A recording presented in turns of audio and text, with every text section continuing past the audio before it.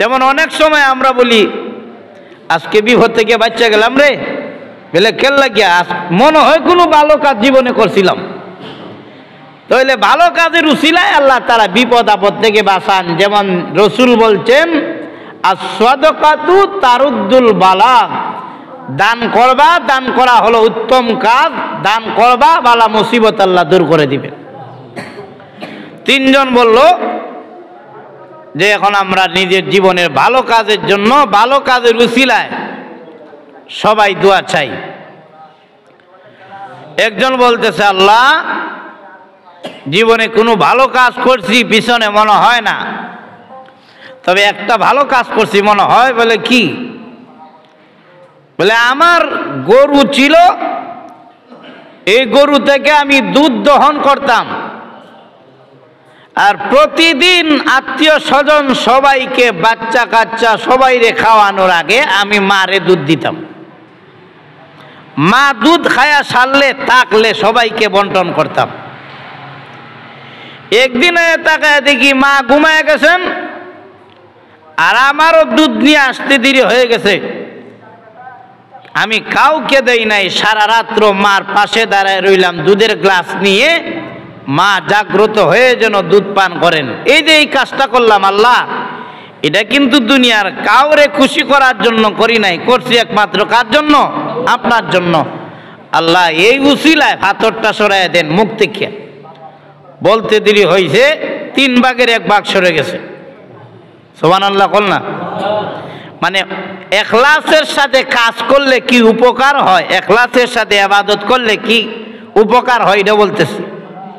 ইখলাসের সাথে যেই ইবাদত করেছে, এই ইবাদতের উসিলা ধরে দোয়া চাইছে, আল্লাহ তাআলা বিপদ কি করছেন? মোটামুটি সরাই দিয়েছেন।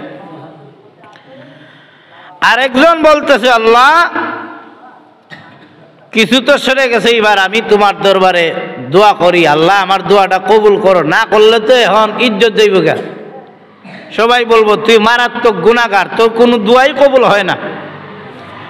সে দোয়া করতেছে আল্লাহ জীবনে কোনো ভালো কাজ করছি আপনার জন্য মনে হয় না, তবে একটা কাজ করছি। বলে এটা কি? এক মহিলাকে কুপ্রস্তাব দিয়েছিলাম, খারাপ প্রস্তাব দিয়েছিলাম, ওই মহিলা রাজি হয়েছিল, কিন্তু ওই মহিলা আমার কাছে যাওয়ার পরে তরতর করে কাঁপতেছে। জিজ্ঞাসা করলাম তুমি কাঁপো কেন? বলে কাঁপি আল্লাহরে ডরাই, এই জন্য আমি কাঁপতেছি। তখন আপনার সন্তুষ্টির জন্য সুযোগ পাইও আমি এই গুনার কাজটা করি নাই। আল্লাহ এই কাজটা যদি আপনার পছন্দ হয় পাথরটা সরাইয়া দেন। আরো অর্ধেক সরে গেছে, দোয়া কবুল হয়ে গেছে। মানে আল্লাহর জন্য কাজটা করছে, তো এই কাজের উসিলায় দোয়া চাইছে, দোয়া কি হয়ে গেছে? কবুল হয়ে গেছে। 3 নম্বর জন দোয়া করে, প্রভু আমার কোনো আমল নাই, আল্লাহ জানি আমি অপরাধী, আমার মতো কোনো অপরাধী এই দুনিয়ার মধ্যে কেউ নাই। চোখের পানি তুলে দিক। ওই যুবকটা কাঁদতেছে আর বলতেছে আল্লাহ আমিও জীবনে অনেক ইবাদত করেছি, অনেক কাজ করেছি, সব ছিল লোক দেখানো ইবাদত, মানুষকে দেখানোর জন্য। অনেক সময় আমি নামাজ পড়েছি, মানুষকে দেখানোর জন্য আমি দান সদকা করেছি, মানুষকে দেখানোর জন্য আমি বিভিন্ন আয়োজন করেছি, মানুষকে দেখানোর জন্য আমি এইভাবে অনেক কাজ করেছি যেগুলো মানুষ জানার জন্য, মানুষ যেন আমারে বড় বলে। কিন্তু প্রভু সকল কাজই আমি করেছি মানুষকে দেখানোর জন্য, কিন্তু একটা কাজ করেছি আপনার সন্তুষ্টির জন্য। কাজটা কি জানেন রব্বুল আলামিন? কাজটা হলো আমার অধীনেই লোকজন চাকরি করত, আমার আন্ডারে থাকতো। এক চাকর, এক চাকরিজীবী বেতন না লইয়া, বেতনের টাকা না নিয়ে সে পলায়ন করলো, টাকা পয়সা নিল না। তার বেতনের টাকাটা আমি রেখে দিলাম। বেতনের টাকা রেখে এটা এক ব্যবসার মধ্যে লাগাই দিলাম। ওই টাকা থেকে ব্যবসা শুরু করলাম।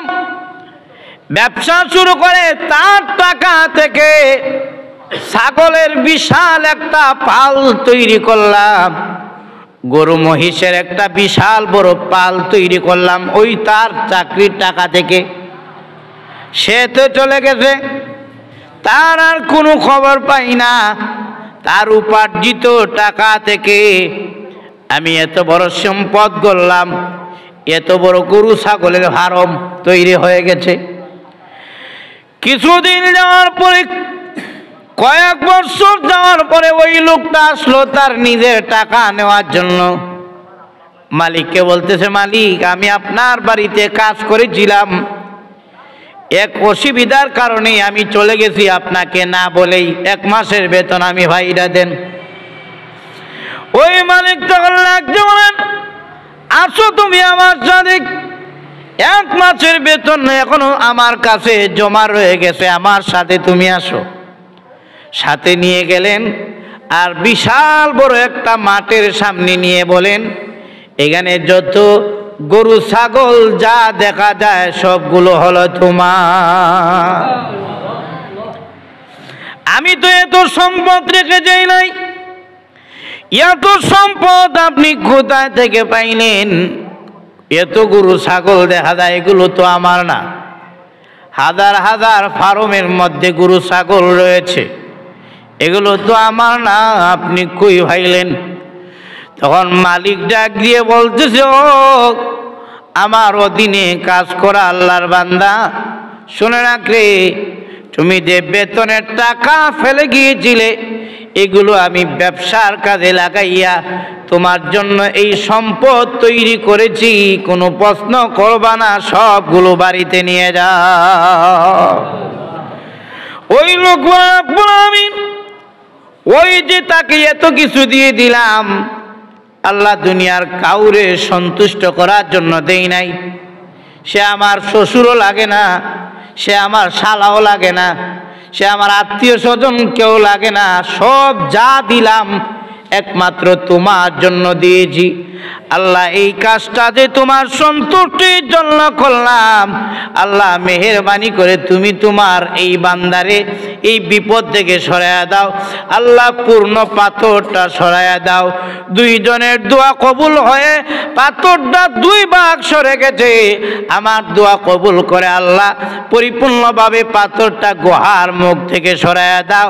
ওই ইখলাসের সাথে যে আমল করেছিল ওই আমলের উসিলা ধরে দোয়া করেছে, আল্লাহ দোয়া কবুল করে মুহূর্তের মধ্যে পরিপূর্ণ পাথরটাকে সরাইয়া মুখটাকে আল্লাহ খালি করে দিলেন। এজন্য ইবাদত হাজার হতে পারে, ইবাদত হাজার রাকাত নামাজি আপনি হতে পারেন, হাজার দান সদকা করতে পারেন, যে কোনো কাজই আপনি করতে পারেন, কিন্তু কাজটা করতে হবে আল্লাহর জন্য। আল্লাহর জন্য যদি না করেন, গোটা জিন্দিগির দান সদকা নামাজ রোজা ইবাদত বন্দেগী মেহমানদারি সব নষ্ট হয়ে যাবে। আর অল্প আমলও যদি আপনি আল্লাহর জন্য করেন, কিয়ামতের কঠিন ময়দানে অল্প আমলও আমার আপনার জন্য কিয়ামতের দিন নাজাতের উসিলা হয়ে যাবে। যখন না সুবহানাল্লাহ। এই জন্য সব কাজ করবেন কার জন্য? আল্লাহর জন্য। আমি নামাজ পড়বো আল্লাহর জন্য, রোজা রাখবো আল্লাহর জন্য, মেহমানদারি করবো আল্লাহর জন্য, মানুষের উপকার করবো আল্লাহর জন্য, ওয়াজ শুনবো আল্লাহর জন্য, ওয়াজ করবো আল্লাহর জন্য, যা কিছু করবেন সব কার জন্য? আল্লাহর জন্য। আল্লাহ পাক আমাদের সবাইকে তৌফিক দান করুন। সবাই বলি আমিন। ওয়া আখিরু দাওয়াহুম আলহামদুলিল্লাহি রাব্বিল আলামিন।